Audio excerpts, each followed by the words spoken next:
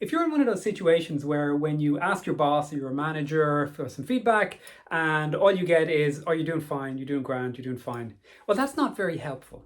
So if you're one of those managers, stop, take some time, consider it. Even if you have to go away and have a think about it and then come back and give the person some honest feedback in terms of what they're doing well and how they can improve. It's so, so valuable.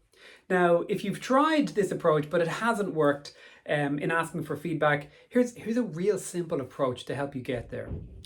Three prongs, right? First prong is you ask them, "Hey, Mr. Boss, Mrs. Boss, on a scale of 1 to 10, how am I doing?" Now they might go, "Oh, do you know what, Colleen? You're doing about a 7." You go, "Okay, 7, that's pretty good. Thank you very much." Second prong, can I ask you, what are some of the things that I'm doing to earn a 7? Now that's the good stuff, right? That's the stuff that you want to keep doing or maybe even do more of. And you write that down. And then, of course, the third prong, third question, you've probably guessed it. What are some of the things that I need to be doing to get to a 10? Now that's what a real goal is. That's what you're after, right? So when your boss, when your manager, when he or she shares that with you, make sure you write it down. You write it down for word. You don't try to explain it away. You don't go, "Ah, but in this situation," you just listen and you thank them.